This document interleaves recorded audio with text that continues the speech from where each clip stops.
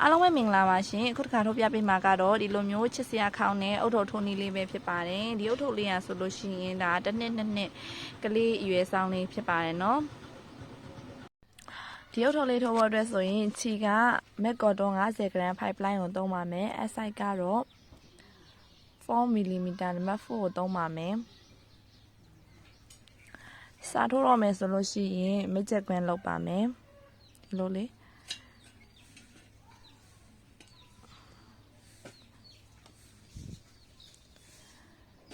ဒီလိုလေးယူကိုင်မယ်ပေါ့နော်ဒီလိုကွင်းလေးဒီထက်ကနေချီကိုယူမယ်ယူပြီးတော့ဒီမှာဖော်မီ1 2 3ဒီဟာတစ်တိုင်းပေါ့နော်တိုင်ရှိဒီထက်မှာ12တိုင်းထိုးပါမယ်ဒီဟာတစ်တိုင်းနဲ့ဆိုအကုန်ဒီဟာတစ်တိုင်းနဲ့ဆိုရင်12တိုင်းပေါ့နော်နောက်ထပ်12တိုင်းတိုင်ရှိ12တိုင်းထပ်ထိုးမယ်ဒါနဲ့ဆိုရင်12တိုင်းပေါ့နော်အဲ့တော့ဒီမက်ချက်ခွင်းထဲမှာတိုင်ရှိ12တိုင်းထိုးပါမယ်တရရမဲ့ရပြီးတော့ green နဲ့ကိုထိုးမယ်ထိုးပြီးတော့ချီကိုယူပြီးတော့ရှေ့က2ပင်ကိုတစ်ခါချော့နောက်က2ပင်ကိုတစ်ခါချော့ဒီလိုပုံစံတိုင်းရှည်ပေါ့နော်တိုင်းရှည်ထိုးတတ်တဲ့သူဆိုရင်လွယ်ပါရဲ့ပေါ့နော်ဒီမှာ3တိုင်းဒီဖုံမီ3ချေရောထည့်ရေးရမယ်ပေါ့နော်ဖုံမီ3ချေထိုးထားတဲ့တိုင်း2တိုင်း3တိုင်းဒီထက်မှာစုပေါင်းတိုင်းရှည်12တိုင်းပေါ့နော်ထိုးလိုက်ပါမယ်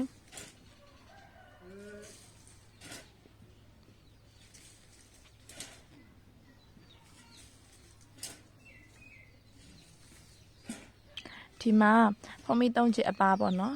9 4 6 8 10 12တိုင်းရှိ12တိုင်းထိုးပြီးသွားပြီဆိုရင်ဒီကွင်းလေးကိုဒီမက်ချက်ကွင်းလေးကိုဆွဲချုံလိုက်ပါမယ်ဆွဲချုံလိုက်ပြီးသွားပြီဆိုလို့ရှိရင်ဒီပထမအဆုံးဖုံမီ3ချစ်ရဲ့ထိပ်ကို1 2 3 3ချစ်ရဲ့ထိပ်မှာရှက်ကော်လေးနဲ့ချိတ်လိုက်ပါမယ်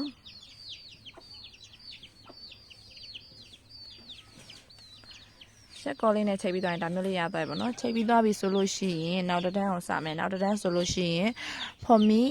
10နဲ့3ဖော်မီ3ချစ်နဲ့တက်မယ်တက်ပြီးသွားပြီဆိုရင်အဲ့ဒီဖော်မီထိုးထားတဲ့အပေါက်ထဲမှာပဲနောက်ထပ်တိုင်းရှိတစ်တိုင်းထပ်ထိုးလိုက်ပါမယ်အဲ့တော့ဒီတစ်ပေါက်ထဲမှာတိုင်းရှိ2တိုင်းနောက်ထပ်အပေါက်တွေမှာလည်းတစ်ပေါက်ကိုတိုင်းရှိ2တိုင်းစီနဲ့ဒီအောက်မှာ24တိုင်းဆိုရင်နောက်အပေါ်ခုထိုးတဲ့အတန်းမှာဒီအောက်မှာ12တိုင်းဆိုရင်ခုနောက်ဒီထိုးလာတဲ့အတန်းမှာ24တိုင်းရှိရမယ်ပေါ့နော်တိုင်းရှိ24တိုင်းရှိရပါမယ်ခုနောက်တစ်ပေါက်မှာတရရပြီးနောက်တစ်ပေါက်မှာထိုးမယ်တိုင်းရှိတဲ့တိုင်းထိုးမယ်ပြီးတော့အဲ့ဒီပေါက်ထဲမှာပဲနောက်တစ်ခါတိုင်းရှိတဲ့တိုင်းထပ်ထိုးပါမယ်ဆိုတော့ဒီမှာတစ်ပေါက်ကို2တိုင်းစီနဲ့ဒီဘက်မှာ2တိုင်းဒီဘက်မှာ2တိုင်းနောက်တစ်ပေါက်မှာလည်းအဲ့လိုမျိုးပဲတိုင်းရှိတစ်ပေါက်ကို2တိုင်းစီနဲ့ထိုးသွားလိုက်ပါမယ်စုစုပေါင်းတိုင်းရှိ24တိုင်းရှိရပါမယ်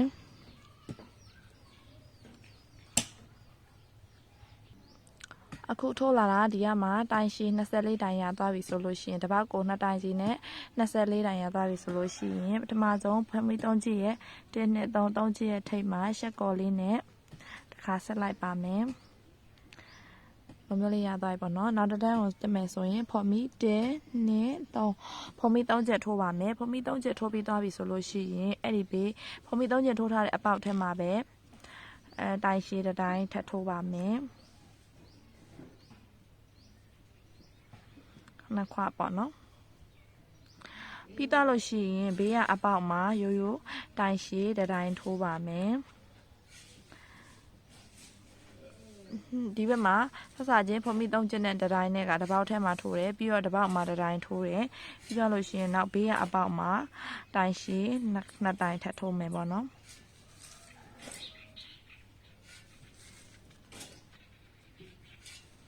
နှစ်တိုင်း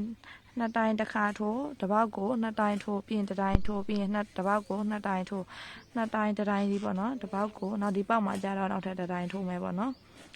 တိုင်းပွားပေါ့နော်2တိုင်းကိုကြာတိုင်းပွားလို့သုံးမယ်နော်တစ်ပေါက်ကို2တိုင်းထိုးရကြာတိုင်းပွားလို့သုံးမယ်တိုင်းပွားတစ်တိုင်းပွားတစ်တိုင်းတစ်ခါပွားမယ်ပေါ့နော်တစ်ပေါက်မှာတိုင်းတစ်ခါပွားပြီးရင်တစ်တိုင်းထိုးတိုင်းတစ်ခါပွားတစ်တိုင်းထိုး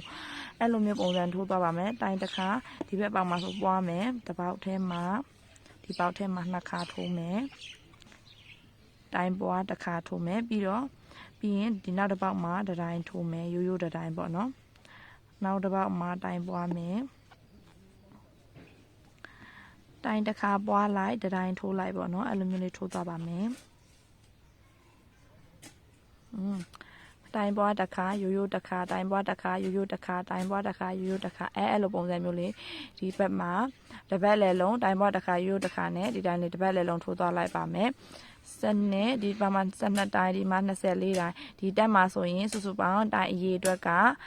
36တိုင်ရှိရပါမယ်အခုဒီမှာ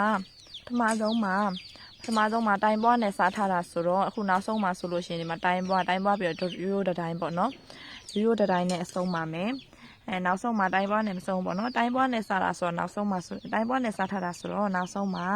ရိုးရိုးတိုင်းနဲ့အဆုံးသက်လိုက်ပါမယ်နော်ဒီမှာတိုင်ပွားတိုင်းအဲ့ဒါနဲ့အမြဲတမ်းပေါ့နော်တိုင်ပွားတိုင်းနဲ့ပဲအဆုံးသက်မယ်အမြဲတမ်းဆက်စားခြင်းမှာတိုင်ပွားနဲ့စားထားတာမဟုတ်လို့နော်အခုတိုင်းနဲ့အဆုံးသက်သွားပြီဆိုတော့နောက်1 2 3ဖုံးပြီး3ကြီးရဲ့ထိပ်မှာအချက်ကောလေးနဲ့ဆက်လိုက်ပါမယ်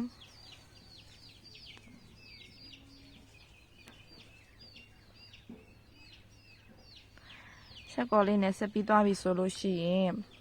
နောက်တန်းကိုလည်းဖုံးပြီး3ချက်နဲ့စားပါမယ်1 2 3ဖုံးပြီး3ချက်နဲ့စားပြီးတော့အမြင့်နဲ့ဆက်စားခြင်းဆိုရင်တိုင်ပွားနယ်ပဲစားမှာဖြစ်တဲ့အတွက်ကြောင့်မလို့အဲ့ဒီအပေါက်ထဲမှာဖုံးပြီး3ချက်ထုံးထားတဲ့အပေါက်ထဲမှာပဲတိုင်ရှိတိုင်းထိုးပါမယ်တိုင်ရှိတိုင်းထိုးပြီးသွားပြီဆိုလို့ရှိရင်ဒီလက်ဘေးကအပေါက်မှာရိုးရိုးတိုင်ရှိတစ်ပေါက်ကိုတစ်တိုင်းကိုပေါ့နော်တစ်ပေါက်ကိုတစ်တိုင်းထိုးမယ်နောက်ပေါက်ထဲမှာလည်းနောက်တစ်ပေါက်မှာလည်းတစ်ပေါက်ကိုတစ်တိုင်းထိုးပါမယ်သူကအခုဒီအပေါက်မှာဆိုရင်တိုင်ပွားအောက်တန်းမှာဆိုရင်တိုင်ပွားတစ်ခါရိုးရိုးတစ်တိုင်းပေါ့နော်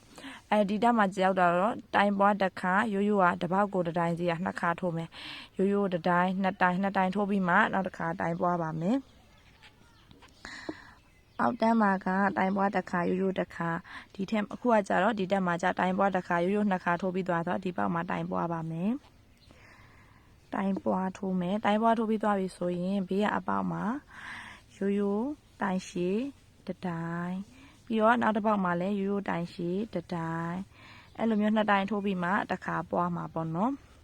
တစ်ပတ်လည်လုံးအဲ့ပုံစံတိုင်းထိုးသွားပါမယ်တိုင်ပွားတစ်ခါရိုးရိုး2ခါထိုးမယ်ရိုးတိုင်ရှည်2ခါထိုးမယ်အဲ့ဒါပြီးမှတိုင်တစ်ခါပွားမယ်ပေါ့နော်တစ်ပတ်လည်လုံးအဲ့ပုံစံတိုင်းထိုးသွားပါမယ်ဒီတန်းမှာဆိုရင်တိုင်ရှည်စုစုပေါင်းအရေအတွက်48တိုင်ရှိရပါမယ်ရှင်အခုထိုးနေတာကတိုင်ပွား2တိုင်ဆိုတော့ပေါ့နော်တိုင်ပွားနဲ့စားထားတဲ့အတွက်ကြောင့်မလို့ဒီမှာတိုင်ပွားပြီးသွားပြီဒီမှာ2တိုင်ရိုးတိုင်ရှည်2တိုင်နဲ့အဆုံးသတ်မယ်ပေါ့နော်ဒီပေါက်မှာတိုင်ရှည်1တိုင်နောက်တစ်ပေါက်မှာတိုင်ရှည်1တိုင်အဲ့လိုရိုးတိုင်နဲ့ပဲအဆုံးသတ်တာပေါ့နော်ရှေ့မှာအဆုံးသတ်ခဲ့တဲ့လိုမျိုးပဲတိုင်ရှည်တစ်ပေါက်ကို1တိုင်နဲ့တိုင်ရှည်2တိုင်အဲ့တော့ဒီမှာဖုံးမီ3ချီရဲ့ထိပ်မှာရှက်ကောလေးနဲ့ဆက်လိုက်ပါမယ်မိ3ချီထိပ်မှာရှက်ကောနဲ့ဆက်ပြီးသွားပြီဆိုရင်နောက်တစ်တန်းကိုထိုးပါမယ်ဖုံးမီ3ချီ1နဲ့3ဖုံးမီ3ချီနဲ့တက်မယ်တက်ပြီးတော့အဲ့ပေါက်ထဲမှာပဲတိုင်ရှည်1တိုင်ထိုးပြီးတော့တိုင်ပွားလိုက်ပါမယ်တိုင်ပွားပြီးပြီဆိုတော့ဒီတက်မှာဆိုရင်ရိုးရိုးတိုင်ရှည်တစ်ပေါက်ကို1တိုင်ဒီရိုးတိုင်ရှည်က3တိုင်ထိုးရပါမယ်နော်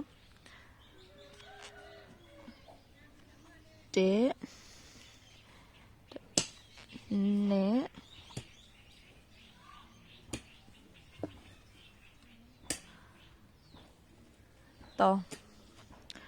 3တိုင်ထိုးပြီးသွားပြီဆိုလို့ရှိရင်တိုင်တစ်ခါပွားပါမယ်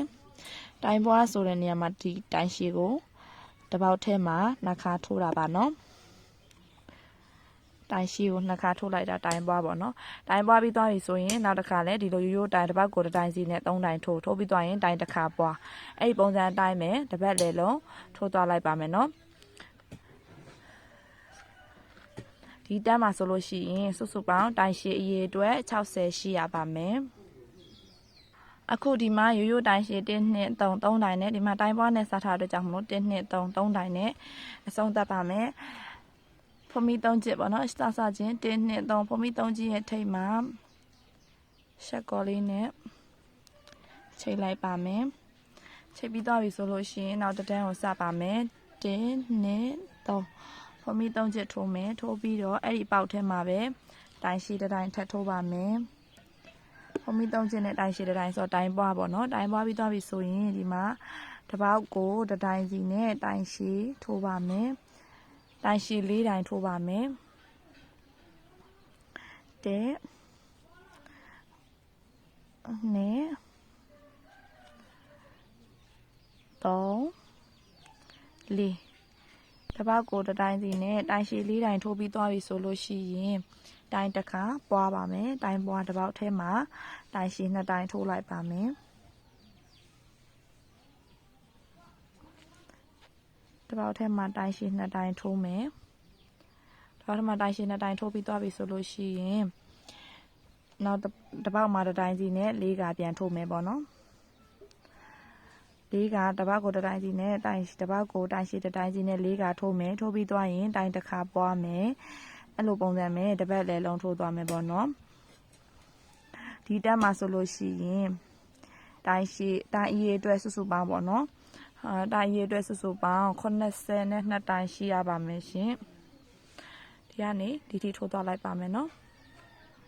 အခုဒီမှာဒီဟာလေးကိုစုံတက်လိုက်ပြီပေါ့နော်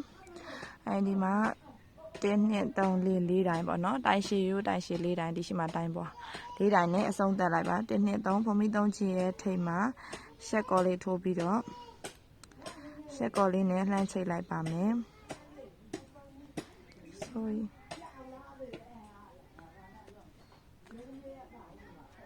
ရှက်ကော်လေးနဲ့လှမ်းချိတ်လိုက်ပါမယ်အခုဒီဟာလေးက1 နှစ်2 နှစ်အရွယ်လေးဆိုတော့ဒီမှာ73 14စင်တီမီတာလောက်ပေါ့နော်14 15စင်တီမီတာလောက်ပဲထိုးထားတယ်ပေါ့နော်သူတော့နည်းနည်းကြီးလို့ရှင်ကြီးတယ်လို့ဒီအဝိုင်းလေးကိုနောက်ထပ်တစ်တန်း2တန်းထပ်တိုးရပါမယ်နော်လူကြီးဆောင်ဆိုလဲလူကြီးဆောင်ပေါ့နော်ကလေးဆောင်ဆိုရင်လည်းနည်းနည်း4နှစ်5နှစ်ဆိုရင်16 19အဲ့လောက်လေးပေါ့နော်အထက်တိုးပြီးတော့ထိုးသွားပါမယ်ဒီအဝိုင်းကိုပဲနောက်ထပ်ဒီမှာ4တိုင်းတိုင်ပွားနဲ့အဆုံးသတ်ထားတယ်ဆိုလို့4တိုင်းတိုင်ပွားနဲ့ဆိုရင်နောက်တစ်တန်းကြလို့ရှိရင်တိုင်ပွားတစ်ခါ1 2 3 4 5တိုင်းတိုင်ပွားတစ်ခါအဲ့လိုမျိုးထပ်ထိုးသွားမယ်ပေါ့နော်နောက်အတန်းနေကြတော့ဒီမှာတိုင်ပွားအရှိဆုံးမှာတိုင်ပွားမယ်ပြီးတော့နောက်ဒီမှာ4တိုင်ပဲထိုးထားဆိုနောက်တစ်တန်းဆို5တိုင်နောက်တစ်တန်းဆို6တိုင်တိုင်ပွားအဲ့လိုမျိုး5တိုင်တိုင်ပွား6တိုင်တိုင်ပွားအဲ့လိုပုံစံမျိုးထိုးသွားပါမယ်နော်အခုဒီမှာဒါ82တိုင်4တိုင်တိုင်ပွားအထိပဲထိုးထားတယ်စင်တီမီတာနဲ့ဆိုရင်15စင်တီမီတာလောက်ရှိရပေါ့နော်ဒီဟာလေးကိုဒါက1 နှစ်2နှစ်အရွယ်လေးပေါ့နော်အုတ်ထုပ်ကလေးကဒီတဲ့ကြီးတဲ့ခေါင်းလေးကြီးတယ်ဆိုလို့ရှိရင်ဒီတဲ့အဝိုင်းကိုကြက်ကြက်ထိုးမယ်ပေါ့နော်အခုနောက်တစ်တန်းကိုထိုးရမယ်ဆိုလို့ရှိရင်တိုင်မပွားတော့ဘူးပေါ့နော်အစားကတော့ဖော်မီ3တိုင်ပဲထိုးဖော်မီ3ချက်ပဲထိုးမယ်1 2 3ဖော်မီ3ချက်ထိုးမယ်ဒီမှာဆိုလို့ရှိရင်တိုင်မပွားတော့ဘူးဒီဖော်မီထိုးထားတဲ့အပေါက်ကိုထပ်မထိုးတော့ဘူးပေါ့နော်ဒီဖော်မီထိုးထားတဲ့အပေါက်ကိုထပ်မထိုးတော့ဘူးတပေါက်ကိုတစ်တိုင်စီနဲ့တပေါက်ကိုတစ်တိုင်စီနဲ့တစ်ပတ်လည်းလုံးထိုးသွားတော့မယ်ပေါ့နော်စုစုပေါင်း82တိုင်ရှိရပါမယ်တပေါက်ကိုတစ်တိုင်စီပဲထိုးသွားပါတော့မယ်နော်အဲ့တော့82တိုင်တစ်ပတ်လည်းလုံးတစ်ပေါက်ကိုတစ်တိုင်စီနဲ့82တိုင်ထိုးသွားပါမယ်အခုဒီမှာတစ်ပတ်တစ်ပေါက်ကိုတစ်တိုင်စီနဲ့တစ်ပတ်လည်းလုံးထိုးလာခဲ့ပြီဆိုရင်ဒီအုတ်ထုပ်ကလေးကနောက်အကွဲထိုးနည်းလေးနဲ့ထိုးမှာဆိုတော့ဒီမှာပထမဆုံး1 2 3ဖုံမီ3ချက်ကိုသွားပြီးရှက်ကော်နဲ့မဆက်တော့ဘဲနဲ့နောက်တစ်တန်းကိုလှမ်းပြီးတော့ထိုးမှာပေါ့နော်နောက်ဘက်ကိုပြန်လှည့်ထိုးမှာအဲ့တော့နောက်ဘက်ပြန်လှည့်ထိုးမှာဆိုတော့ဒီမှာနောက်မှာအကွဲလေးထားခဲ့မယ်ပြီးတော့ဖုံမီဒီမှာမရှက်ကော်နဲ့မဆက်တော့ဘဲနဲ့အစအောင်လေနောက်တစ်တန်းကိုထိုးဖို့အတွက်1 2 3ဖုံမီ3ချက်ထိုးပြီးတော့ဒီလိုလေးလှည့်ပြီးထိုးလိုက်မယ်ပေါ့နော်နောက်ပြန်ထိုးမယ်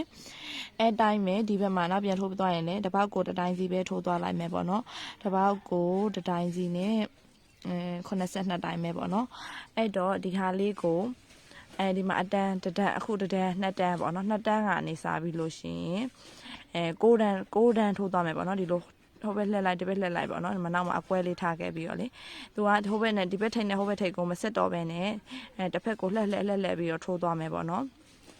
ဘယ်နှစ်တန်းထိုးမှလဲဆိုတော့သူက2အခု2တန်းဒါနဲ့ဆို2တန်းမြောက်ပေါ့နော်2တန်းကနေအကုန်လုံးစုပေါင်း6တန်းထိုးမယ်ပေါ့နော်6တန်းထိုးပါမယ်ဒီပေါက်ကိုတစ်တိုင်းစီပဲထိုးသွားမှာဆိုတော့လေ82သမားလည်း82တိုင်းရှိရမယ်ပေါ့နော်အဝိုင်းကိုလေကိုကြိုက်တဲ့လောက်ထိုးလို့ရပါတယ်အဝိုင်းကြီးတဲ့လူကဆိုလို့ကြီးတယ်လို့ပေါ့နော်ကိုရဲ့တိုင်းရေးအတွက်အရှိတိုင်းတစ်ပေါက်ကိုတစ်တိုင်းစီပဲထိုးပြသွားမယ်ဟိုဘက်နဲ့ဒီဘက်လှည့်ပြီးတော့ထိုးသွားမယ်ဒါ6တန်းထိုးမယ်ပေါ့နော်ဒါမျိုး6တန်းထိုးလိုက်ပါမယ်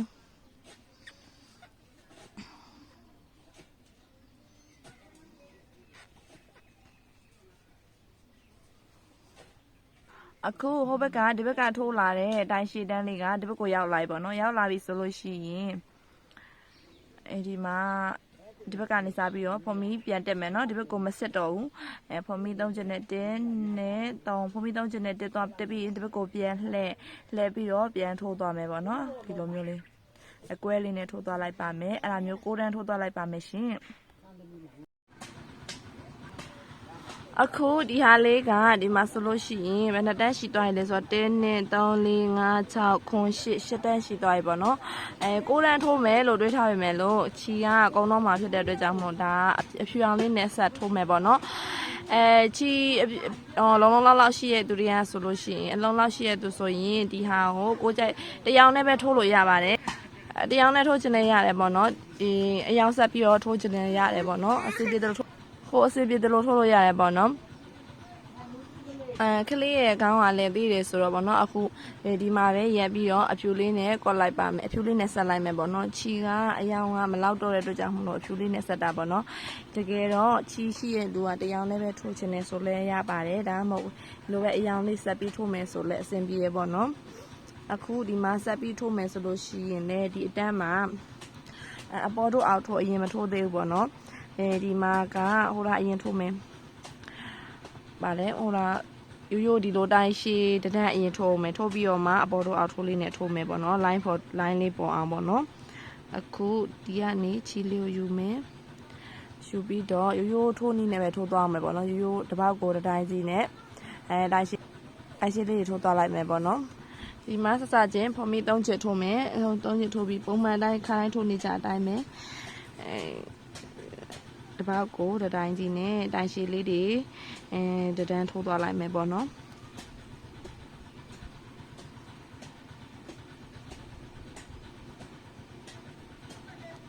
ပြီးကြမှာအပေါ်တို့အောက်ထိုးနဲ့ line လေးတွေပေါ်အောင်ထိုးလိုက်ပါမယ်နော်အခုဒီဟာက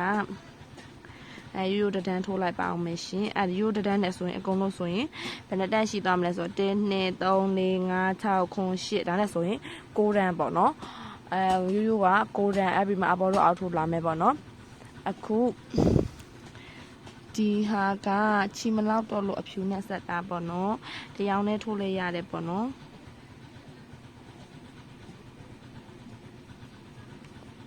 မှာတိုင်းရှည်လေးတွေကိုတန်းလုံးတစ်ပတ်လည်လုံးထိုးသွားလိုက်မယ်ဒါအနောက်ကအကွဲလေးပါနော်အခုဒီမှာဒီအဖြူတန်းလေးထိုးလာတာပေါ့နော်ဒီထိရောက်သွားပြီဆိုရင်အဆုံးရောက်သွားပြီဆိုရင်ပေါ်ထိုးအောက်ထိုးနဲ့ထိုးမယ်ပေါ့နော်1 2 3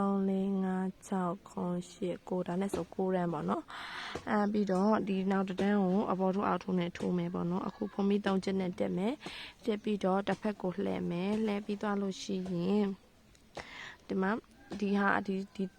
တန်းကတော့ဒီတန်းကတော့ထားလိုက်တော့ပေါ့နော်ဒီတန်းမှာဆိုလို့ရှိရင်ဒီလိုဒီတိုင်းမှာဒုတိယတိုင်းကနေဒုတိယတိုင်းကိုအပေါ်တို့နဲ့ထိုးမယ်တိုင်းရှိပေါ့နော်တိုင်းရှိပဲထိုးမှာပေါ့နော်အပေါ်တို့နဲ့ထိုးမယ်အဲ့ဒါပြီးသွားလို့ရှိရင်ဒီနောက်တစ်တိုင်းရောကြတော့ဒီအောက်ကနေထိုးပြီးတော့အောက်ကနေယူပြီးတော့ချီကိုယူပြီးတော့ဒီလိုမျိုးထိုးမယ်ရှင်ပြီးသွားလို့ရှိရင်နောက်တစ်တိုင်းကိုလည်းနောက်တစ်တိုင်းကိုအဲ့လိုအပေါ်တို့တစ်တိုင်းအောက်ထိုးတစ်တိုင်းအဲ့လိုထိုးသွားပါမယ်နော်သူကအုတ်ထုပ်ရဲ့အနားကိုလေးမှာ line ပုံစံမျိုးလေးတွေဖြစ်သွားအောင်ပေါ့နော်ဒါပေါ်လို့ထိုးပြီးသွားပြီဆိုရင်နောက်တစ်တိုင်းကအောက်ထိုးမယ်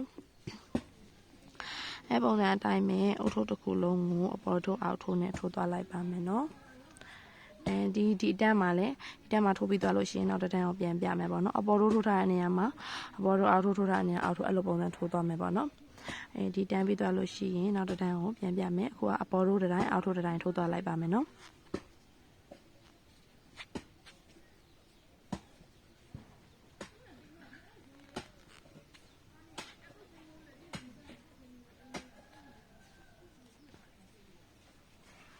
အခုဒီမှာအဆုံးသက် line လေးထိုးပြီးသွားပြီဆိုလို့ရှိရင်နောက်တစ်တန်းကိုတက်ဖို့အတွက်ဖော်မီ3ချက်ထိုးပါမယ်ဖော်မီ3ချက်ထိုးပြီးတစ်ဖက်ကိုလှမ်းမယ်လှမ်းပြီးသွားလို့ရှိရင်ဒီကမှာအပေါ်ထိုးထားတဲ့အတိုင်းဆိုလို့ရှိရင်အပေါ်ထိုးမယ်အောက်ထိုးထားတဲ့အတိုင်းဆိုအောက်ထိုးမယ်ပေါ့နော်တစ် line နဲ့တစ်တန်းနဲ့ပေါ့နော် line လေးကိုတညီတည်းဖြစ်သွားအောင်အဲ့လိုမျိုးလေးထိုးမယ်အခုဒီမှာဒီဟာလေးမှာဆိုရင်အပေါ်ထိုးပါမယ်အပေါ်ထိုးမယ်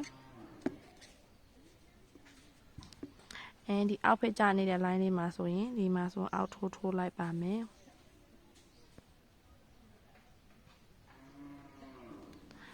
ဒီလိုလေးထိုးမယ်အောက်ဖက်ကနေယူပြီးတော့ချီကိုယူပြီးတော့ထိုးမယ်အဲ့ဒါပြီးသွားလို့ရှိရင်ဒီအပေါ် line လေးမှာဆိုရင်ဒီပေါ် line လေးမှာဆိုအပေါ်တို့နဲ့ပြန်ထိုးမယ်တညီတဲ့လေးဖြစ်အောင်ပေါ့နော် line လေးကသူ့ဟာနဲ့သူတစ်ဖြောင်းတဲ့လေးဖြစ်သွားအောင်ဒီအောက်ထိုးထားတဲ့နောက်တစ်ခုဆိုအောက်ထိုးထားတဲ့ line လေးကိုဆိုအောက်ဖက်ကနေယူပြီးတော့ထိုးလိုက်ပါမယ်ဒီဟာလေးကို3တန်း4တန်းပေါ့နော်3-4တန်းဒီအောက်ကိုကြိုက်တဲ့လောက်ထိုးလို့ရပါပေါ့နော်အနားလေးကို3တန်း4တန်း5တန်းပေါ့နော်ကိုကြိုက်တဲ့လောက်ထိုးသွားလိုက်လို့ရပါတယ်နော်ဒီဟာလေးကိုအဆုံးထိအဲ့လိုမျိုးကိုလိုချင်တဲ့လောက်ရသည်ထိထိုးသွားလိုက်ပါမယ်နော်ဒီမှာအခုဒီလိုမျိုးလေးပေါ့နော်ဒီအဖြူ line လေးကိုဒီလိုမျိုးလေးထိုးပြီးသွားပြီပေါ့နော်1 2 3 4 5 line ထိုးပြီးသွားပြီဆိုရင်5တန်းထိုးပြီးသွားပြီဆိုလို့ရှိရင်ဒီ set ကလေးတွေမှာပေါ့နော်ဒါမျိုးလေးဒီဘက်မှာကြိုးလေးအလုံးလေးတက်ဖို့အတွက်ကြိုးလေးကိုဒါမျိုးလေးတက်မယ်ပေါ့နော်ဒီဘက်ထိပ်မှာပေါ့နော်ဒီဘက်ထိပ်မှာတက်ပြီးသွားပြီဆိုတော့ဒီဘက်ထိပ်မှာတက်ပြပေးပါမယ်နော်အခုဒီမှာဒီအရောင်လေးနဲ့တက်လိုက်ပါမယ်ဒီအရောင်လေးကချီရနည်းနည်းပဲကျန်သွားမလို့အဖြူလေးနဲ့အဖြူလေးအလုံးလေးတက်လိုက်ပါမယ်နော်အခုဒီမှာဒီကနေဒီထက်ကိုဒီအတောင်ကလေးမှာအက်ကိုထိုးမယ်အက်ကိုထိုးပြီးတော့ချီကိုယူမယ်ချီကိုယူပြီးတော့ဒီမှာနော်ဒါကထိုးမဲ့တစပေါ့နော်ဒီဘက်ကမှကျိုးရှိရှိလေးတစအချမ်းထားပြီးတော့အဲ့လိုမျိုးလေးထိုးလိုက်မယ်ပေါ့နော်ဒီမှာနှစ်စားစလုံးကရှိရှိလေးထားပြီးတော့ထိုးပါမယ်ခုဒီကနေအက်ကနေချီကိုယူမယ်ယူပြီးတော့ဒီဘက်ကတစားကနေကျိုးစားတစားကနေဒီဘက်ကိုအက်ပေါ်ကိုတင်အက်ကိုပတ်လိုက်မယ်ပတ်ပြီးတော့နောက်တစားကနေချီကိုဆွဲထုတ်မယ်တစ်ဖက်ကိုပတ်မယ်နောက်တစားကနေပတ်မယ်ပတ်ပြီးတော့တစားကနေချီကိုဆွဲထုတ်မယ်တစားကနေပတ်မယ်ပတ်ပြီးတော့နောက်တစားကနေချီကိုဆွဲထုတ်မယ်ဒါမျိုးလေး1 2 3အကုန်လုံးဖုံးပြီး15ခုလောက်ပါနော်တစားကနေပတ်မယ်ပတ်ပြီးနောက်တစားကနေချီကိုဆွဲထုတ်တစားကနေပတ်မြင်ရလားမသိဘူးအစားတစားကနေပတ်မယ်ပတ်ပြီးတော့နောက်တစားကနေဆွဲထုတ်မယ်တစားကနေပတ်မယ်နောက်တစားကနေဆွဲထုတ်မယ်တစားကနေပတ်မယ်နောက်တစားကနေဆွဲထုတ်မယ်အကုန်လုံးစုပေါင်းဖုံးပြီးလေး15ခုလုပ်လိုက်မယ်နော်1 2 3 4 5 6 9 10 9 10 11 12 13 14 15နော်ဒါမျိုးလေး15ကိုထိုးပြီးသွားပြီဆိုလို့ရှိရင်ကိုကရှည်ရှည်လေးလိုချင်နေဆိုရင်လည်းရှည်ရှည်လေးကိုကြိုက်တဲ့လောက်ရှည်ရှည်ထိုးလို့ရပါဘောเนาะအခုကကလေးဆောင်ဆိုတော့နည်းနည်းအရင်ကြီးရှည်နေမှာဆိုလို့15ခုပဲထိုးထားတာပေါ့เนาะကိုကြိုက်တဲ့လောက်အရှည်ထိုးသွားလို့ရပါတယ်အခုအဲ့ဒါဆိုလို့ရှိရင်ဒါလေးကိုဖုံးမီလေးကိုဒီလိုရှည်ရှည်ဆွဲသွားလိုက်ပြီးလို့ရှိရင်ဒါလေးကိုကြိုးစားလေးကိုဖြတ်လိုက်မယ်ပေါ့เนาะဒါမျိုးလေးကြိုးစားလေးဖြတ်လိုက်ပြီးဆိုရင်ဒီတစားကိုဆွဲထုတ်လိုက်ဒါမျိုးလေးရသွားပြီဒီလိုပုံစံလေးဒါမျိုးလေးဒါလေးနဲ့အလုံးလေးနဲ့တွဲမယ်ပေါ့နော်ပြီးတော့ဒီလိုမျိုးပုံလုံးလေးလုပ်ပြမယ်ပေါ့နော်ဒီပုံလုံးလေးကိုဒီကျိုးလေးနဲ့ဒီထိပ်မှာဒီလိုမျိုးလေးတက်မယ်အဲ့လိုမျိုးလေးတက်မယ်ပေါ့နော်အခုဒီလိုမျိုးလေးရသွားပြီအုတ်ထုပ်ကဒီလိုမျိုးလေးဒါမျိုးလေးဖြစ်သွားပြီ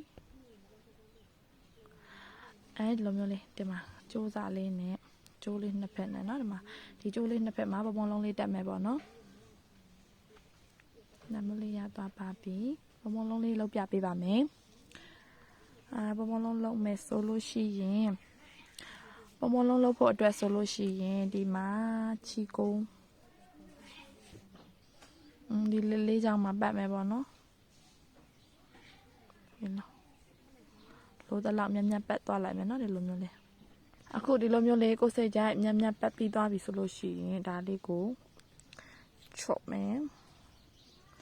ဒါလေးကိုချော့ပြီးတော့ဒီအလဲကနေဒီအားလေးကိုဖြတ်ပြီးတော့ကြိုးစားလေးတစ်စားနဲ့ချီပါမယ်ချီမယ်ပေါ့နော်တင်းနေအောင်ချီလိုက်ပါမယ်သူကြိုးစားလေးပေါ့ဒီအားလေးကိုတင်းပြီးတော့အလဲကနေစီးမယ်သူတင်းနေအောင်ဆွဲပြီးတော့စီးပါမယ်နော်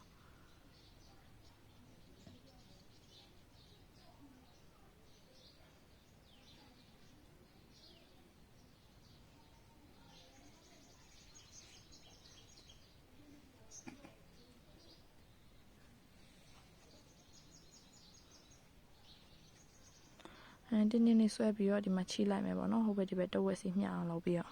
အခုဒါမျိုးလေးတင်းနေအောင်ဒီဟာလေးကိုချီပြီးသွားပြီဆိုလို့ရှိရင်ဟိုဘက်ဒီဘက်ဒီကွင်းလေးတွေကိုကကြီးနဲ့လိုက်ညက်လိုက်ပါမယ်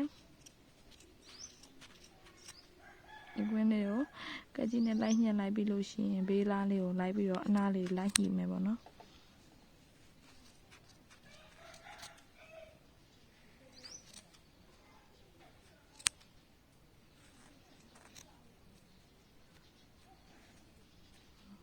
ဒီဘက်မှာလည်းညှက်ပြီးပြီဒီဘက်ကိုလည်းအဲ့လိုပဲ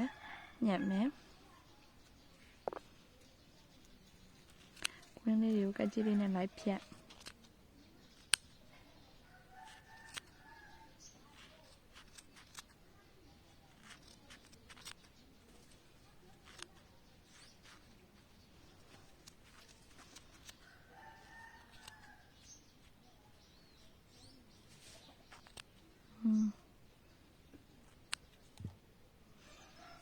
ဒါမျိုးလေးရသွားပြီပေါ့နော်နှစ်ဖက်လုံးဖြတ်ပြီးသွားပြီဆိုလို့ရှိရင်ဒါမျိုးလေးရသွားမညီတဲ့နေရာလေးတွေကို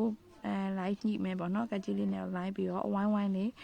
လုံးဝိုင်းလေးဖြစ်သွားဒါမျိုးလေးဖြစ်သွားဟာမျိုးညီလေးပေါ့နော်လုံးဝိုင်းလေးဖြစ်သွားအောင်မညီတဲ့နေရာလေးကိုကကြီးလေးနဲ့လိုက်ပြီးတော့ဘေးကနေလိုက်ညှက်မယ်ပေါ့နော်အခုဒါမျိုးလေးပုံလုံးလေးနှလုံးရသွားပြီဆိုရင်ဒီမှာချုပ်အပ်ကလေးနဲ့ဒီထိပ်မှာတွဲလိုက်မယ်ပေါ့နော်ဒီထိပ်မှာနှစ်ဖက်စလုံးအဲ့လိုလေးတွဲလိုက်ပါမယ်အခုဒီမှာပုံလုံးလေးကိုတက်လုပ်ပြီးသွားပြီဆိုတော့ဒီပေါ်ကနရွက်ကလေးပေါ့နော်ဒီမှာအောက်ထုံမှာနရွက်ကလေးတက်ပါမယ်ဒီလိုပုံစံလေးပေါ့နော်ဒီမျိုးလေးဒီလိုပုံစံလေးတက်မယ်ပေါ့နော်နရွက်လေးတက်ဖို့အတွက်ဒီနရွက်လေးထိုးနည်းလေးကိုထိုးပြပေးပါမယ်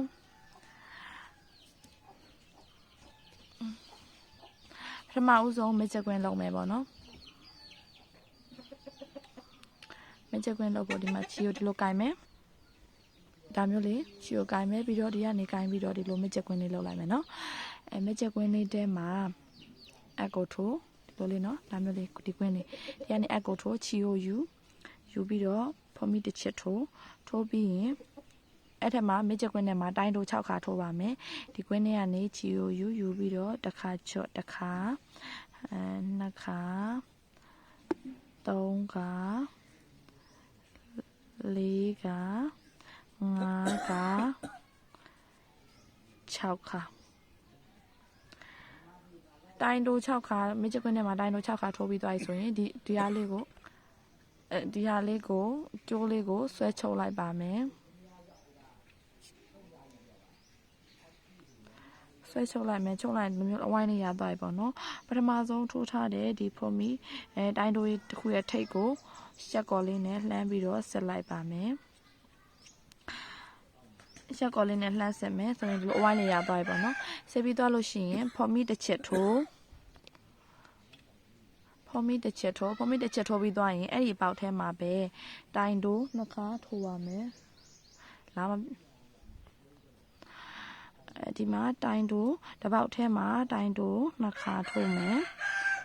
ခုနဖော်မီထိုးထားတဲ့ပေါက်ထဲမှာပဲတစ်ပေါက်ထဲမှာတိုင်တိုးနှစ်ခါထိုးမယ်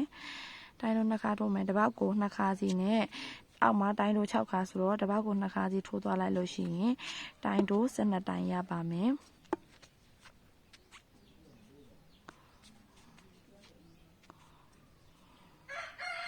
နဲ့လေး6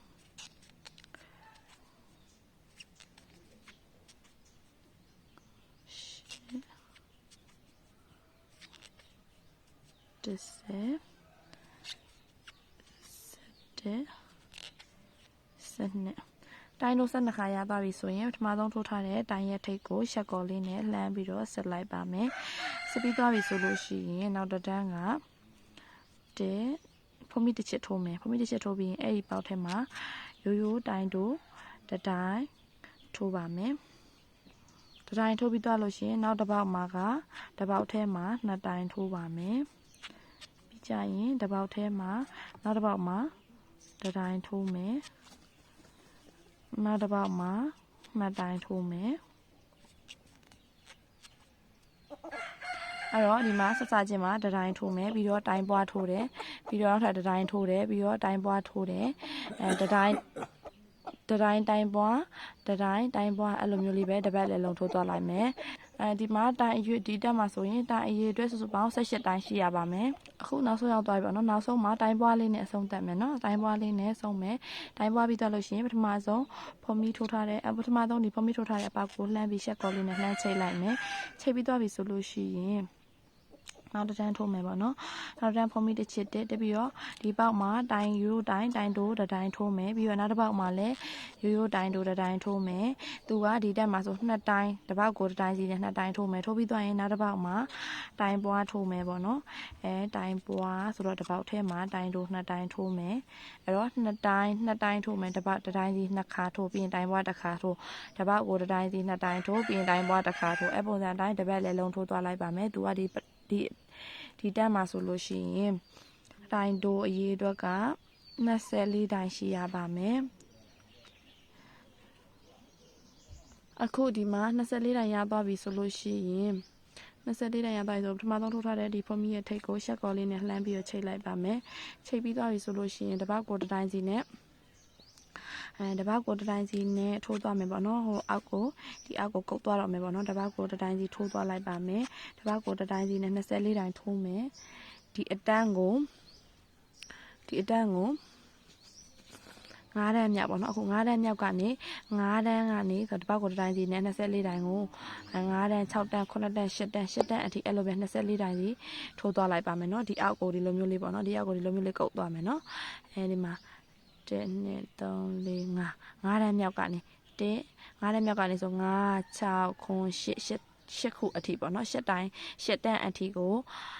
တစ်ပေါက်ကိုတစ်တိုင်းစီနဲ့24တိုင်းစီထိုးသွားလိုက်မယ်နော်8တန်းအထိ5 6 9 8ဆိုတော့4တန်းပေါ့နော်4တန်းရှိမယ်4တန်းကတစ်ပေါက်ကိုတစ်တိုင်းစီနဲ့24တိုင်းအပြည့်ထိုးသွားလိုက်ပါမယ်နော်ဒီအောက်ကိုအဲ့လိုမျိုးလေးဖြစ်သွားပါမယ်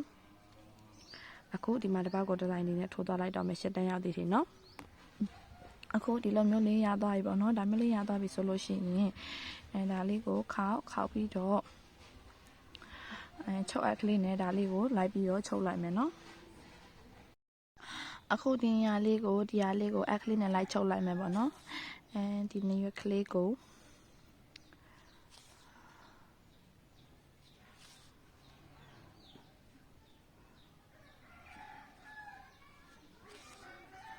အခုချုပ်ပြီးပြီဆိုလို့ရှိရင်ဒီလိုပုံစံလေးပေါ့နော်ဒီလိုပုံစံလေးလိုက်ပြီးတော့ချုပ်လိုက်ပါမယ်နော်ဒီလိုဆောင်းလေးတက်မယ်ပေါ့နော်အက်ကလေးနဲ့ပဲလိုက်ပြီးတော့ချုပ်မယ်နော်အုတ်ထုံမှာအခုဒီလိုမျိုးလေးရသွားပြီပေါ့နော်ဒါမျိုးလေးချုပ်လို့ပြီးသွားပြီဆိုတော့ဒီလိုမျိုးလေးနေရွက်ကလေးချုပ်ပြီးသွားပြီဆိုတော့ဒါမျိုးလေးရသွားပါပြီဒီမှာပုံလုံးလေးနဲ့ပေါ့နော်ဒီလိုမျိုးအုတ်ထုံလေးအုတ်ထုံလေးခုလုံးပြီးသွားပြီပေါ့နော်အားလုံးပဲအဆင်ပြေကြပါစေရှင်နားမလည်တာရှိလို့ရှိရင်ပြန်မေးလို့ရပါတယ်လှလှလေးလိုက်ထိုးပေးကြပါအောင်နော်အားလုံးပဲအဆင်ပြေကြပါစေရှင် Cherry Handmade Collection channel လေးကိုလည်း like and subscribe လေးလုပ်ပေးသွားကြပါအောင်နော်အားလုံးကျေးဇူးများတင်ပါတယ်ရှင်